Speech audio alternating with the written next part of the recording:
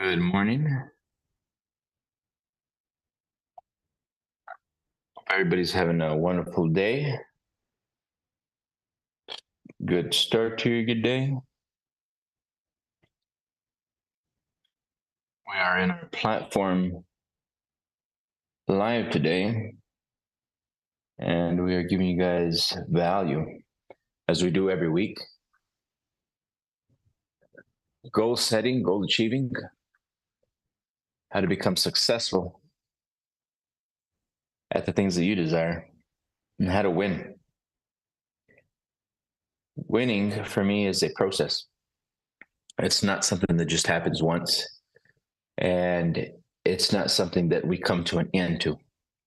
It's a continued movement. For me, winning is the continued revision of yourself, the continued disciplining of yourself, the consistent persistency of yourself moving into action into the things that you want in life. You see, we never win anything. And the truth is that what we are winning is we're gaining more experience, we're gaining more intelligence, we're gaining more understanding on what it is that we desire. We continually gain and we improve when we're continually working towards goals, visions, desires, when we're working towards a worthy idea. That's when we're winning. When we're coasting along, when we're slacking, we begin to slow down. We're still winning, but we're not winning the things that we desire. As we slow down, as you conform, you're actually winning less of what you want, and you will begin to win more of what you hear, see, taste, touch, and smell. And sometimes that's okay for a little while. Sometimes it's good to sit back for a little bit and absorb the things that you've realized. But the truth is, life never stops. So the law of universe is create or disintegrate. So we're always in an evolution of something. The only difference is when you stop furthering your desires, when you stop working on your desires or building a plan, building a vision, you're no longer going to be experiencing what you want. You're going to start to experience what's happening around you, conditions, circumstances, other people's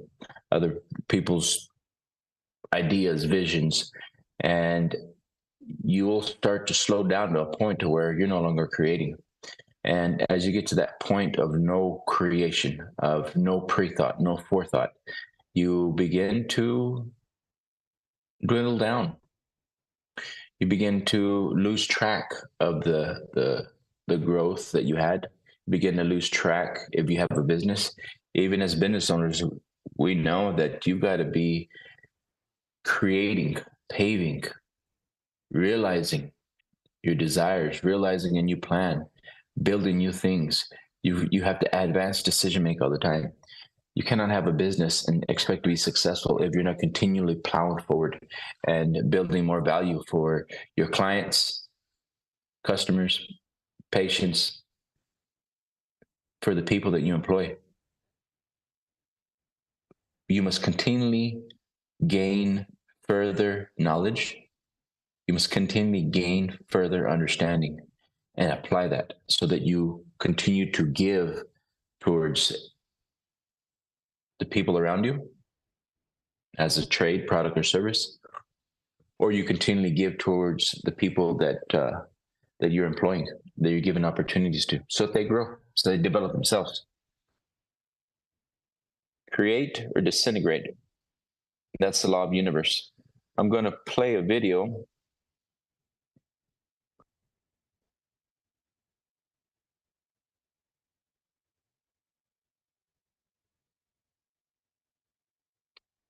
All month, we're going over the brain. And the reason we want to have a better understanding of the brain is because we think that the brain thinks. We think that the brain is, not everybody, but the majority of people think that the brain is the mind, and it's not. The brain is actually a dumb terminal. It's an electronic switching station. The mind, though, is what is moving the brain.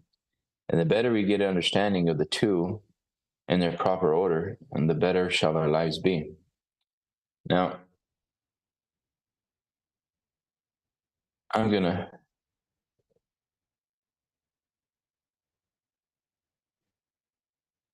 put this video up here. I want you guys to take notes.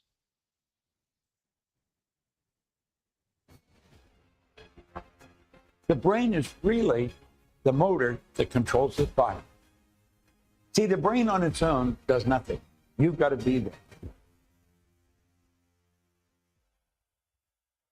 It has been determined that there are from 10 billion to 14 billion nerve cells in the human cerebral cortex.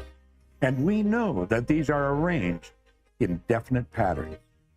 It is inconceivable that such a network of intricate machinery should be in existence for the sole purpose of carrying on the physical functions incidental to the growth and maintenance of the physical body. Is it not likely that the same system, which gives billions of brain cells the media for communication one with another, provides also the means of communication with other intangible forces? You know, when you think of the brain, you're thinking of something pretty magnificent. It's reported we've got Albert Einstein's brain in a jar somewhere in New Jersey, but it's not doing anybody any good because Albert's not with it. See, the brain on its own does nothing. You've got to be there. You use your brain. Your brain is actually like an electronic switching station. If you're not feeling good, it's because you're activating some negative cells in your brain. When you're feeling good, you're activating positive cells. You activate them, though, and you activate them through thought. And when you think, what you're doing is you're activating brain cells and you're sending positive charges or negative charges of energy off into the universe. Thought waves are cosmic waves that penetrate all time and space. As you study into Napoleon Hill's work on the brain, keep in mind it was done some time ago. He had done a lot of studying of Dr. J.B. Ryan's work down in Duke University. When I first started studying this, I was following Ryan quite a bit. Dr. Ryan was a professor at Duke, and he did a lot of work with mental telepathy and with clairvoyance. Performed a lot of tests. He turned a lot of skeptics into believers. He helped us understand what we could really do with our brain. You know, we know very little about the brain. We're just really beginning to learn something about the brain. We never operated on a live brain until about, 60, 70 years ago. Prior to that, we were operating on the brain from a cadaver. We're just really beginning to get tuned in to how the brain works and how to work with it. We telepathically communicate with other people all the time. You may have a loved one on the other side of the world, and you get a strong feeling one day that you should phone them. And you pick up the phone, and lo and behold, phone didn't ring, you didn't touch the dial, but they're on the other end. You say, wow, what a coincidence. That's no coincidence. One of you was thinking, and the other picked up that vibration and acted on it. You see, one of you sent out a vibration, it activated the cells in the other person's brain that were in harmony with it, and you acted on it. It's much the same as me hitting send on a phone.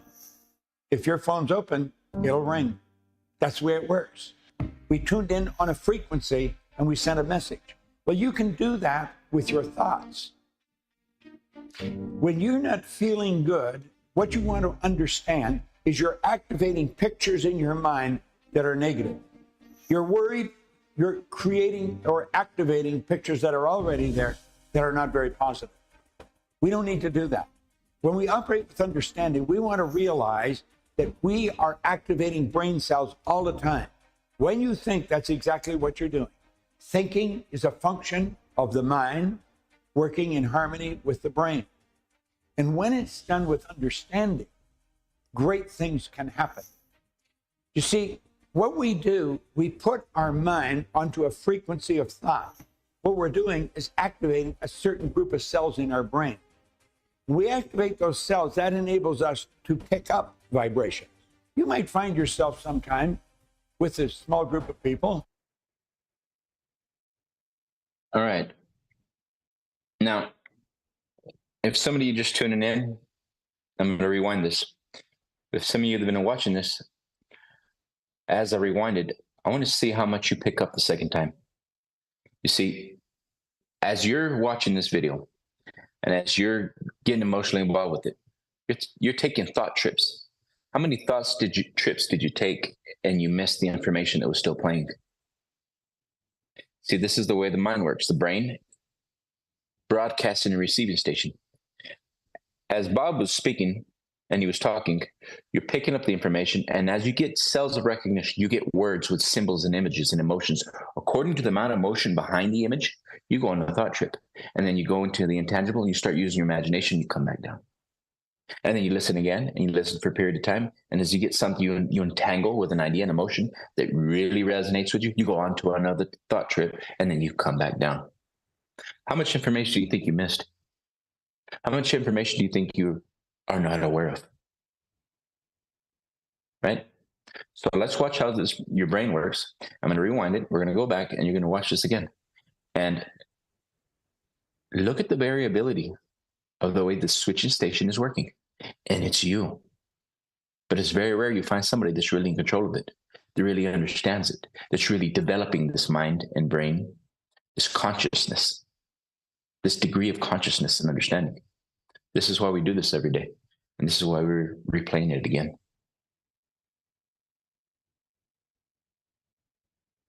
It's through the further development and continued understanding of ourselves that we really begin to rewrite our reality. The brain is really the motor that controls the body. See, the brain on its own does nothing. You've got to be there. It has been determined that there are from 10 billion to 14 billion nerve cells in the human cerebral cortex. And we know that these are arranged in definite patterns. It is inconceivable that such a network of intricate machinery should be in existence for the sole purpose of carrying on the physical functions incidental to the growth and maintenance of the physical body. Is it not likely that the same system, which gives billions of brain cells the media for communication one with another, provides also the means of communication with other intangible forces? You know, when you think of the brain, you're thinking of something pretty magnificent. It's reported we've got Albert Einstein's brain in a jar somewhere in New Jersey, but it's not doing anybody any good because Albert's not with it. See, the brain on its own does nothing. You've got to be there. You use your brain. Your brain is actually like an electronic switching station. If you're not feeling good, it's because you're activating some negative cells in your brain. When you're feeling good, you're activating positive cells. You activate them, though, and you activate them through thought. And when you think, what you're doing is you're activating brain cells and you're sending positive charges or negative charges of energy off into the universe. Thought waves are cosmic waves that penetrate all time and space. As you study into Napoleon Hill's work on the brain, keep in mind it was done some time ago. He had done a lot of studying of Dr. J.B. Ryan's work down in Duke University. When I first started studying this, I was following Ryan quite a bit. Dr. Ryan was a professor at Duke, and he did a lot of work with mental telepathy and with clairvoyance. Performed a lot of tests. He turned a lot of skeptics into believers. He helped us understand what we could really do with our brain. You know, we know very little about the brain. We're just really beginning to learn something about the brain. We never operated on a live brain until about, 60, 70 years ago. Prior to that, we were operating on the brain from a cadaver. We're just really beginning to get tuned in to how the brain works and how to work with it. We telepathically communicate with other people all the time. You may have a loved one on the other side of the world, and you get a strong feeling one day that you should phone them. And you pick up the phone, and lo and behold, phone didn't ring, you didn't touch the dial, but they're on the other end. You say, wow, what a coincidence. That's no coincidence. One of you was thinking, and the other picked up that vibration and acted on it. You see, one of you sent out a vibration, it activated the cells in the other person's brain that were in harmony with it, and you acted on it. It's much the same as me hitting send on a phone. If your phone's open, it'll ring. That's the way it works. We tuned in on a frequency and we sent a message. Well, you can do that with your thoughts. When you're not feeling good, what you want to understand is you're activating pictures in your mind that are negative. You're worried, you're creating or activating pictures that are already there that are not very positive. We don't need to do that. When we operate with understanding, we want to realize that we are activating brain cells all the time. When you think, that's exactly what you're doing. Thinking is a function of the mind working in harmony with the brain. And when it's done with understanding, great things can happen. You see, what we do, we put our mind onto a frequency of thought. What we're doing is... All right. Now, the illustrations given, which were many, are getting you to stimulate your mind, to get you to understand that you're more than just a body. That the truth of the matter is that you are a conscious living thing that can transmute ideas into form. And you may say, that's kind of far out there. The machinery that we're using today, it first came from the imagination. Now you see it in form. And we can communicate around the world. I've got people in different countries here right now, and we're live streaming. And you're getting it just like that. Now, how'd that happen? It first came through in the imagination of the individual. They brought it here, and you're seeing it, and we're using it. And we're appropriating it, giving it proper memory and usage for the time being, and we're leaving it in memory code. As you really look around, everything around you is the evolution of consciousness and its ability to transmute ideas into form. The water bottle, you no longer have to go look for the water. It comes to you. Coffee, you no longer have to plant the seed. It comes to you. The light bulb came from the imagination of Edison. You don't have to light a candle anymore. When you look at everything that's been man-made in this universe, in this time, you see that it came from a higher consciousness, an advanced decision-making consciousness. An individual was thinking in advance and then putting it together, grouping those ideas together to the outcome of what you see. Now, we are teaching you this information so that you can improve your life. The act of improvement is foresight. The act of improvement is an understanding of your ability to foresight the future, to see from a definite end, to set goals. The act of remembering is active light. It's a beautiful way to say that. The act of remembering is active light. You see, when you can remember something in the future that has not come to pass, you have the ability to tune into that, tune into it just like radar, radiate from above, focus in on your vision, play with your vision before it even becomes a reality. Play with it back and forth before you even test it out in form. You can test your imagination out and you could save 10 years. You could save hours of trying it physically, because in the nothing, in the no space and time, you can actually take your vision, move it around, move it from right to the left and left to the right. You can turn it upside down. And here you can practice your vision and see it in its entirety and then bring it down into form and then try out your strategy. And you can do this over and over again. It's free. Free. What takes time is bringing it forward. Now we're talking about the brain as an electronic switching station. It will not switch anything that you're not in tune with. That's right. Everything that you've switched, the images, the ideas that are coming into your mind, is because you are tuning in. Positive ideas, negative ideas, indifferent ideas, The thought precedes a thought that precedes a thought that precedes a thought that precedes a thought, and you're off to that space. Everything that you receive, you are within the realms of that area, of those people. You're picking up frequencies on their energy, but you were tuned in because you're within the realm of their way of thinking, those possibilities, the way you're imagining, positive or negative. Again, the brain is an electronic switching station. And this has been proven. I'm going to read this out of Think and Grow Rich. The brain, broadcasting and receiving station for thought.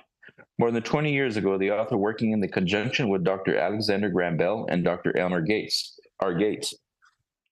observed that every human brain is both a broadcasting and receiving station for the vibration of thought through the medium of the ether, in a fashion similar to that employed by the radio broadcasting principle. Every human brain is capable of picking up vibrations of thought, which are being released by our brains. In connection with the statement in the preceding paragraph, compare and consider the description of the creative imagination. As outlined in the chapter on imagination, the creative imagination is the receiving set. Creative imagination is the receiving set of the brain, which receives thoughts released by brains of others. It is the agency of communication between one's conscious or reasoning mind and the four sources from which one may receive thought stimuli. When stimulated or stepped up to a high rate of vibration, the mind becomes more receptive to the vibration of thought, which reaches it through the ether from outside sources. The stepping up process takes place through the positive emotions or negative emotions. You see, you can do this positive or negatively. You can step up your emotion, and you step into more infinite intelligence, positive or negative. How many times have you taken an idea and it really upsets you, and you'll take that idea and you imagine it thoroughly, and you really mess that dream up, and then before long it keeps flashing on the screen of your mind and you can't stop it? Why does it keep flashing on the screen of your mind, even though something you didn't want to happen? Because you internalized it, you fed it, you fueled it. Negatively charged, you still done it. You see, any idea that we're holding, any idea that's held in the mind, will begin to clothe itself in the most convenient and appropriate form available. Andrew Carnegie, wealthiest man in the world in his time. Wealthiest man in the world in his time. Any idea that is held in the mind will begin to clothe itself in the most convenient and appropriate form available. This is me. This is you. This is the way we operate. Why do we go back to goal setting and goal achieving? Because this is how you learn more about yourself, and you're in the mastery. Mastery of what, you may say? He's talking about being in the mastery. The mastery of what? Learning how you operate, learning how you work. We teach people to set goals and how to achieve those goals, to use the creative process to their definite chief aim in life, to develop themselves within so that they can see themselves outside of themselves. What? The desires that you hold. You see, if you really understood that anything is possible, anything, would you be doing what you do today? If you really believed that anything was possible, why are you doing what you do today? You see, what you're starting to find out is you don't really think that anything's possible. And you're really starting to find out that your brain, the ideas that you've had in the past, have been playing tricks with you. It's actually controlling your behavior. And you say, well, that's not controlling my behavior. Well, then why aren't you acting on your dreams? How many dreams have you had? How many desires have you had and you don't act on them? Well, this goes back to the psychology behind belief and behavior. You see, if you don't understand the way the mind works, you don't understand the way the brain works, you don't understand the psychology of your psyche, which psyche means mind. We're all psychic. If you don't understand the psyche, the next creation, you'll never know where everything comes from. You don't even know that you're the one that's done everything you've done in your life. You're going to blame him, you blame her, you blame the situations. No, it's all you. You see, when you don't understand, you think it's him, it's her, it's them, it's the news, it's the conditions and circumstances. This is called ignorance, which simply means not understanding. Not understanding your abilities, not understanding your own mindset, not understanding that you have the ability to change everything in your life. But yes, you have to make a decision. And decisions, or the lack of them, is what makes and breaks people. It's actually creating every bit of your life. Your ability to make sound decisions, no decisions, is still a decision. The other day, I was talking to an individual. It was yesterday night. He was saying there's people saying that they didn't want to get up at 6 a.m. I know. Not willing to bet on themselves, not willing to change their habits and behaviors. You know why? Because the part that controls their behavior is locked in their subconscious mind, and that controls where they go in life. They didn't know that if they don't change themselves, they've gone as far as they'll ever go. And that's a sad truth, because for the majority of people will never change themselves.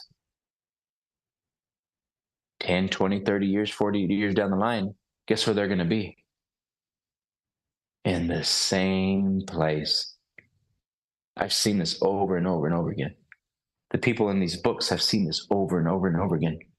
They left these books behind so that people could change, give people the opportunity to change themselves, to develop themselves, to become so much more, because they knew that you're so much more. But if you're not willing to bet on yourself, if you're not willing to change yourself and change your habits and behaviors that have you stuck today, you have gone as far as you'll ever go. But for you that are willing to grow, to develop, to break that habit of being yourself, I have a place for you. For you people that are here locally, you can be here physically. You can be tuning into this information. You can come to our classes Monday through Friday. You can get on our programs that we're having Saturday. You can come to our seminars that we're having once a month. Everybody has the opportunity. Will you take it? Will you change your behavior to change your life? Right now, we're coming to the holidays. How many times do you see people giving gifts that have no return? Gifts that have no return. I invite everybody that's watching this right now, you want to give something to a family member, give them something that's going to give more back to them. When you invest in you, you're changing you. And you're the cause of all things. Isn't that a beautiful thing? Invest in yourself.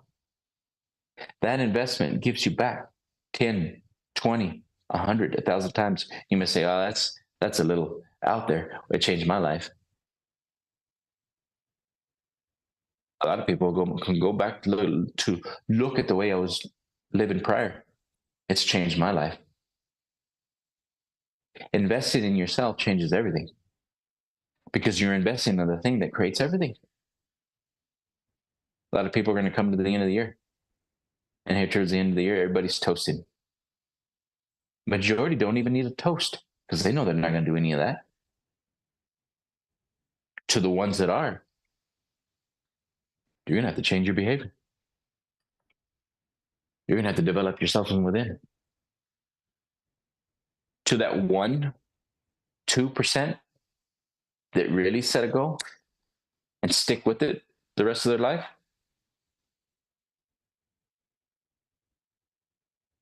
you're going to have to change yourself.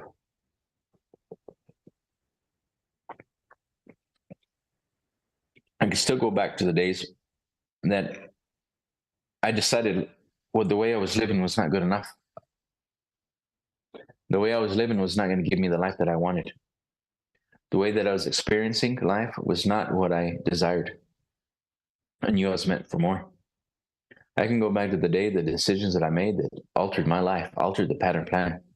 And they were decisions that I made, not just decisions for me, but decisions to create the opportunities that are going to change my life and the life of my family. My life changed when I started to make decisions that were going to change my life and the life of my family. I had to be making decisions that were directly towards my self-image, directly towards goals and visions, directly towards getting up early in the morning, directly towards my behaviors, my habits, because all those things were the things that were holding me right where I was at. Positive mental attitude, change everything about myself, because everything about myself was holding me back.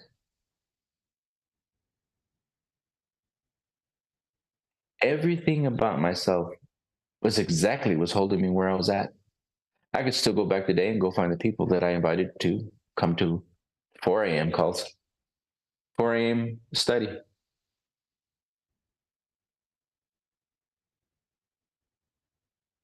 They're all still where they were at before. I could still go back to looking for the people that I called for 5 a.m. study. They're still in the same place. I can go back to the people that I invited to come in for 6 a.m. Even 7 a.m. studies. And they're still exactly where they decided to stay. That's the key. They're exactly where they decided to stay. They never made a decision to change. They weren't willing to change. If you're someone that believes you're someone special, send us a message. If you think that you're not common and you are not meant to be common, you're in the right place. Because everything that we teach is not common. And everything that you want to do is common. And that's why there are so many common people getting common results. I learned that I was never supposed to be common. I was never supposed to be common. And that's okay. Because uncommon people get uncommon results at common and uncommon hours. And this way of thinking aligns you with everything that you want in life. When you start to use this brain to go beyond where you've ever been, you can travel the world. When you start to use this brain to change yourself, you can reevaluate everything that you've ever done.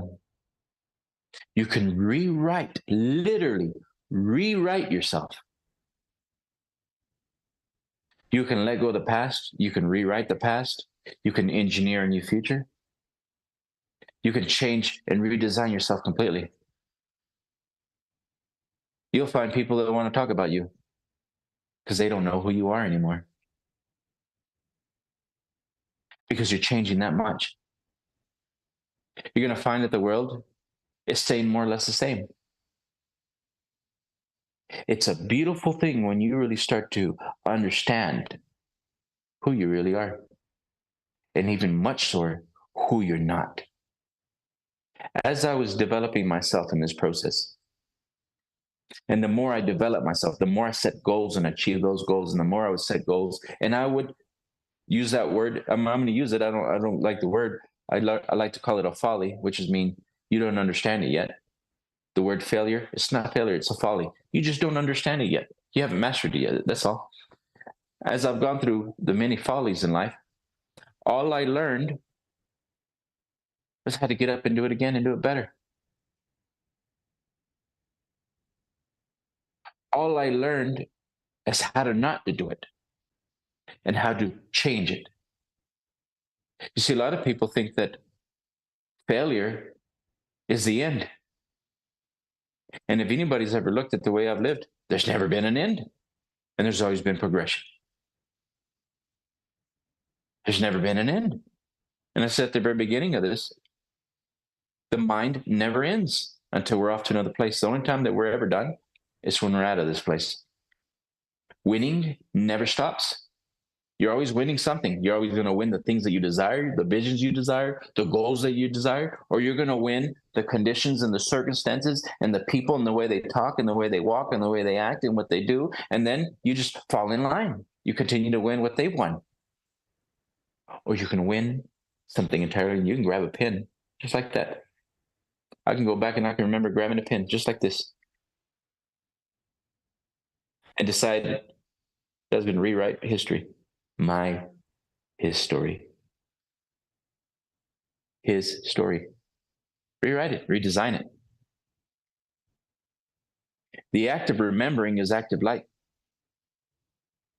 I would remember my vision so well with clarity, distinction. I would write it down. And I would envision my vision, and I would really get infused with it. I'd fall in love with it. I would bring down the strategies, and I would go test them out. Back and forth, I would go back and forth from universal intelligence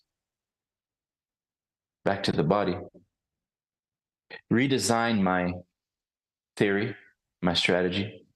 Never change the goals, but restructured my strategy. And then I would test them in waking hours. I would test my vision in waking hours. For these are dangerous men, that they may see the reality come into form. See my vision, I'll go act it out. Ask people, do you want to get up early in the morning? You want to get tuned into yourself?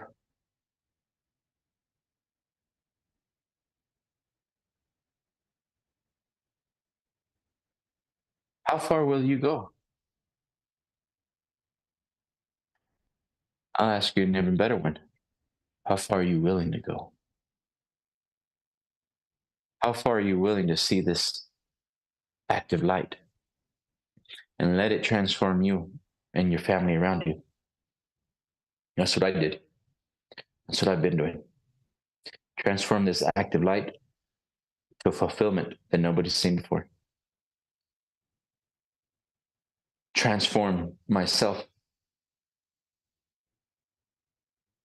to something I didn't even know before. And this is how you advance in life. Dream. Dream big. Then take that dream and build a strategy. Then you got to take that strategy and you got to make it one with you. Begin to act it out to that definite end. There's a lot of knowledge to understand, but you will not understand any of this until you can do it. That's one of the greatest misnomers. People think that because they read a book, they've got it. No. You know about it at a distance. It's not until you can take what the word says, when you could take the one paragraph, and when you could take that paragraph and you can act it out, is the beginning of the first lesson. There's a lot of people with wealth of knowledge. They don't understand any of it. They only have the memory of it. And their visions, their goals, desires stay at a distance. Because reading does not change you. It's the application of what you read that changes you. So many people right now, they think they've got it. I've heard people many times say, I know. Oh, I know. I know. No, you don't know. You don't know until you can apply what the lesson is telling you with a goal. Because the goal forces you to take action that you wouldn't have taken before. So you don't know anything you've read. Not even the first page, not even a paragraph. Until you can experience what the paragraph means with an objective. The higher side of your personality was given to you to develop what you seek. And if you stop because you have fears, doubts, and worries, you'll never know who you are. You'll simply keep thinking and staying on the same frequency. I could say in the same mindset as you've been in the last 10, 15, 20, 30 years, 40s, 50s, 60s. The brain is an electronic switching station. We're going to be going through this all month long. All month. And even more so, we're going to have a seminar this month too. And it's for you. If you're listening to this, it's for you. Stop wondering what people are going to think. Stop wondering. Stop being afraid to change. And bet on you. Because nobody can change you. And I wouldn't take anybody's advice that does not show that they don't know what they're talking about. If they're getting the same results, or if they're getting mediocre results, I wouldn't take their advice. And the truth is, 95, 97% stay exactly where they're at. I remember going to the seminars, meeting with Bob, and I remember out of all the people in the world, it was rare we found two people come out of the same city. That was not an accident. Because very few people are willing to change themselves. It's an amazing thing. I did this for years. Rare I found more than two people coming out of the city. Same city. Take a look at what we're doing. And don't just stop at taking a look at it. Bet on yourself. You're the only thing that can ever change yourself. You're the only one that could ever bet on yourself. And you're the only one that could ever improve yourself. Take a look at our programs. Send me a message. Send us a message. And we'll see you on the other side of this transmission. Everybody have a wonderful day.